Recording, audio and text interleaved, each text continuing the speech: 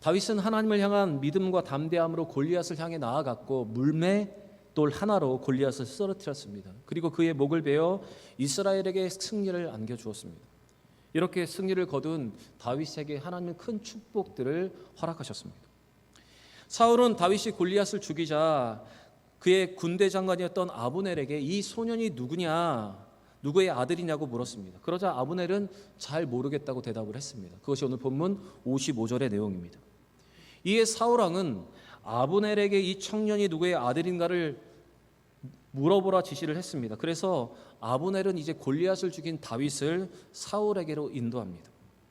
다윗이 골리앗의 머리를 가지고 왕 앞에 나오자 사울은 다시 다윗을 향해서 이렇게 묻습니다. 너는 누구의 아들이냐? 그때 다윗은 베들레헴 사람 이새의 아들이니다 이렇게 대답을 합니다. 57절과 58절입니다. 그런데 함께 읽었던 이 55절과 57절과 58절을 보시면 지금 사울은 다윗이 누구의 아들인가라는 질문을 3번이나 반복하고 있습니다. 똑같은 질문을 3번이나 하고 있는 것입니다. 그러나 사실 사울은 다윗을 이미 알고 있었습니다.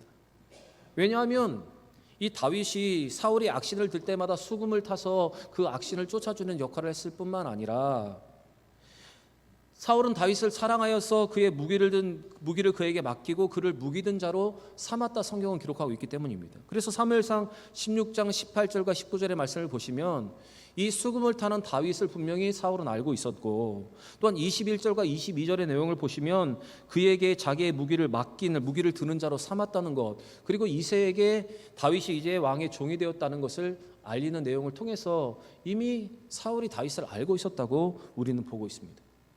그런데 사울이 이미 다윗을 알고 있음에도 불구하고 왜 다시 이 소년이 누구냐고 반복해서 묻고 있는 것입니까? 여러분, 이 성경 구절에 대한 여러 가지 학자들의 해석이 있습니다. 첫 번째 해석은 다윗의 신분과 가문을 확인하려는 의도였다는 해석입니다. 사울이 다윗의 이름이나 존재를 몰랐던 것이 아니라 골리앗을 쓰러뜨린 공을 세운 다윗의 출신 가문 누구의 아들인가를 공식적으로 확인하려는 했다는 해석입니다. 고대 이스라엘에서 공을 세운 자에게는 높은 지위가 주어질 뿐만 아니라 왕의 사위가 될 수 있기도 때문에 그의 가문이 그가 어디 출신인가를 물어보는 것이 필요했다는 것입니다. 그래서 다윗이 골리앗을 죽이자 그의 아버지의 집을 이스라엘 중에서 세금을 면하게 했다고 한 약속을 했기 때문에 그 약속을 이행하기 위해서는 다윗이 누구의 아들인가를 알아야 됐기 때문이라는 해석입니다. 그리고 두 번째 해석은 사울이 정신적으로 혼란한 상태였고 또한 다윗에게 관심이 없었기 때문에 다윗을 알아보지 못했다는 것입니다. 사울의 악령이 시달릴 때마다 정신적으로 불안한 상태였기 때문에 다윗을 수금 연주자로 기억하지 못할 수도 있다는 해석입니다. 또 사울이 다윗을 만난 상황이 제한적이고 얼굴을 제대로 인식하지 못했다는 해석도 있습니다. 또한 사울에게 다윗은 그저 자기 왕 주위에 있는 한 사람에 불과하지 않았기 때문에 그가 누구이며 그의 부모가 누구인지에 대해서 전혀 관심이 없었습니다. 이전까지는 다윗은 아주 깡촌 시골 베들레헴 출신이었기 때문에 사울이 그의 집안에 대해서 주목하지 않았던 것입니다. 그런데 그것을 다시 확인하려 했던 해석이 두 번째 해석입니다. 그리고 세 번째 해석은 사무엘상의 저자는 이 기록을 내러티브적 또한 신학적 의도를 가지고 기록했다는 것입니다. 바로 일부 학자들은 이 장면을 단순히 사울의 기억력의 문제가 아니라 사울과 다윗의 갈등 구조가 드러나는 내러티브 장치로 보고 있습니다. 사울이 다윗을 이제 시기하고 다윗을 경쟁자로 알았고 이제 그를 시기하는 과정에서 이 대립구도가 시작되는 것을 바로 이 본문을 통해서 보여주고 있다는 것입니다. 바로 다윗이 공식적으로 이스라엘 백성들 앞에 섰고 사울과의 갈등이 본격적으로 시작하는 전환점이 된 것을 보는 해석이 세 번째 해석입니다. 여러분, 이 세 가지 해석을 여러분 들으셨는데 어떤 해석이 타당하다고 생각하십니까? 저는 이 세 가지가 다 일리가 있다고 생각을 해서 이 세 가지의 내용을 종합해서 여러분에게 말씀을 드리면, 사울은 다윗을 곁에 두었지만 다윗에게 관심을 두지 않았습니다. 사울은 시골 출신 베들레헴의 무명 청년이었기 때문에 사울은 그의 가정에 그의 집안에 주목하지 않았습니다. 다시 말씀드리면 사울에게 다윗은 존재감이 없었습니다. 하지만 하나님께서 골리앗을 무찌르고 이스라엘의 영웅이 되자 이제 사울에게 이 다윗은 존재감이 있는 사람이 되었다는 것입니다. 마치 현대에 와서 무명이었던 화가나 작가가 좋은 작품을 써서 이제 세상과 사람들에게 알려지고 나니 다시 그의 삶을 주목하게 되고 그의 과거가 새롭게 조명되는 것과 마찬가지 내용입니다. 그의 아버지가 정말 유명한 사람이었대, 그의 조상 중에는 이런 사람이 있었대 라고 사람들이 다시 한번 해석하고 바라보는 것처럼 지금 사울은 다윗을 다시 한번 주목해서 보게 된 것입니다. 여러분, 이것이 바로 하나님이 주시는 축복입니다. 사울은 다윗이 하나님의 손에 들려 사용하는 모습을 보자 마치 전에 모르던 사람처럼 다윗을 지금 새롭게 된 것입니다. 보게 된 것입니다. 내가 아는 다윗이 맞아? 내가 알던 그 사람이 맞아? 이렇게 지금 이야기를 하고 있는 것입니다. 그동안 존재감이 없었던 다윗이 변화된 상황 속에 다시 존재감을, 사울 앞에 존재감이 드러나게 하셨던 것입니다. 여러분, 오늘 이 말씀을 잘 보시면 사울이 반복적으로 이 소년이 누구의 아들이냐고 묻는 이 장면은 사울이 여전히 신분과 가문, 세상적인 기준에 집착하고 있는 것을 우리에게 보여주고 있습니다. 그러나 하나님은 이미 다윗의 마음과 중심을 보시고 그를 택하셨음을 오늘 성경은 강조하고 있습니다. 여러분, 하나님이 세우시는 사람은 세상적인 기준, 출신, 배경, 신분이 아니라 하나님의 뜻과 주권에 따라서 선택되고 사용된다는 메시지를 보여주고 있음에도 불구하고 여전히 사울은 하나님의 역사하심과 하나님의 놀라운 기적을 보고도 여전히 세상적인 기준과 가치로 살아가고 있던 모습을 보여주는 것입니다. 또한 이 장면은 사울이 이제 하나님의 모든 역사하심과 하나님의 주권을 인정하지 못하고 이제 다윗을 경쟁자로 여기며 경계하는 것의 시작을 보여주고 있습니다. 여러분, 만약 사울이 지혜로운 통치자였다면, 그가 온전한 믿음을 가진 사람이었다면 다음 장에 나오는 그의 아들 요나단처럼 다윗을 사랑하고 하나님의 주권과 섭리를 인정하는 것이 마땅해야 합니다. 그러나 사울은 이 순간부터 다윗 때문에 자기의 자리가 빼앗기지 않을까 이제 전전긍긍하기 시작을 했던 것입니다. 여러분, 사울은 아직도 하나님의 주권과 섭리를 보지 못하고 인정하지 못하고 출신 배경과 그의 신분에 집중을 하고 있습니다. 놀라운 하나님의 역사와 일하심을 보고도 세상적인 기준과 판단을 버리지 못하고 있는 것입니다. 그리고 오히려 다윗을 경쟁자로 삼고 경계하기 시작하고 있는 것입니다. 사울은 아직도 본질을 붙잡지 못하고 비본질을 붙잡았기 때문에 이렇게 반응할 수밖에 없었던 것입니다. 저는 오늘 이 사울과 다윗의 이야기를 여러분에게 전하면서 여러분, 저는 감사도 마찬가지라 생각합니다. 이 감사주일에 우리가 드릴 수 있는 감사도 마찬가지라 생각합니다. 여러분, 감사도 본질을 붙잡는 사람이, 본질을 아는 사람이 감사할 수 있는 것입니다. 그러나 아직도 본질이 아닌 외형, 지위나 물질과 이런 것에 집착하는 사람은 하나님 앞에 온전한 감사를 드릴 수가 없는 것입니다. 모든 것이 하나님께로부터 왔기 때문에 하나님을 붙잡는 사람은, 그 본질을 바라보는 사람은 작은 것을 누리고도 하나님 앞에 감사할 수가 있는 것입니다. 그래서 본질에 집중한 다윗은 하나님을 위한 왕이 되었고, 비본질에 집착한, 왕위에 집착한 사울은 모든 것을 잃어버리게 된 것입니다. 시편 57편의 말씀을 보시면 다윗이 어려운 상황 속에서도 그가 항상 본질을 붙잡았다는 것을 우리에게 보여주고 있습니다. 그리고 그 본질을 붙잡고 다윗은 비본질의 모든 문제를 믿음으로 이겨내고 있습니다. 사실은 이 시편 57편의 내용을 보시면 다윗은 도망자의 신세였습니다. 절망적인 상황 속에 있었습니다. 그러나 그는 본질을 붙잡고 마음을 굳게 하여서 하나님께 마음을 정하고 다시 하나님을 찬양하기 시작한 것입니다. 우리 시편 57편 7절의 말씀을 같이 한번 읽어보겠습니다. 하나님이여, 내 마음이 확정되었고 내 마음이 확정되었사오니 내가 노래하고 내가 찬송하리이다. 사랑하는 여러분, 하나님의 분명한 역사하심이 드러났음에도 불구하고 내가 누구의 아들이냐, 내 출신이 어디냐라고 물었던 사울이 되지 않기를 바랍니다. 비본질을 붙잡고 다윗을 경쟁자로 삼았던 사울이 되지 않는 우리 모두가 되기를 바랍니다. 비본질을 버리고 본질에 집중하는 다윗과 같이 본질에 집중하여 감사할 이유를 찾고 항상 우리의 마음을 하나님께 정하면서 감사와 찬양의 삶을 살아갈 수 있는 여러분과 제가 되기를 바랍니다. 사울이 다윗을 경쟁자로 보면서 경계를 하고 있을 때 이제 8장으로 넘어가면 사울의 아들 왕자 요나단은 다윗과 마음이 온전히 하나가 되었다라고 기록하고 있습니다. 그래서 요나단은 다윗을 자기 생명처럼 사랑했습니다. 우리 18장 1절의 말씀은 같이 한번 읽어보겠습니다. 18장 1절입니다.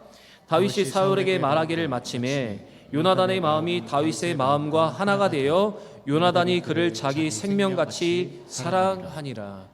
요즘 세상이 하도 험해서 이 글을 읽으면서, 이 말씀을 읽으면서 혹시 이상한 생각을 하시는 분들이 계실까봐 제가 다시 말씀을 드리는데, 여기서 요나단과 다윗의 사랑은 요즘 우리가 세상에서 보고 있는 잘못된 사랑이 아닙니다. 바로 우정을 말하는 것입니다. 그런데 요나단과 다윗과 요나단이 이렇게 마음이 하나가 될 수 있었던 것은 두 사람이 통했기 때문입니다. 닮았기 때문입니다. 그들이 이렇게 하나가 될 수 있었던 것은 하나님을 향한 믿음, 그들의 믿음의 고백이 같았습니다.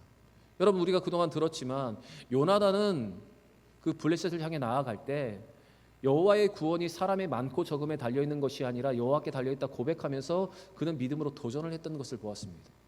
그리고 다윗도 골리앗을 향해 나아갈 때 전쟁은 하나님께 속한 것이다 믿음으로 고백하면서 골리앗을 향해서 담대히 나아갔습니다.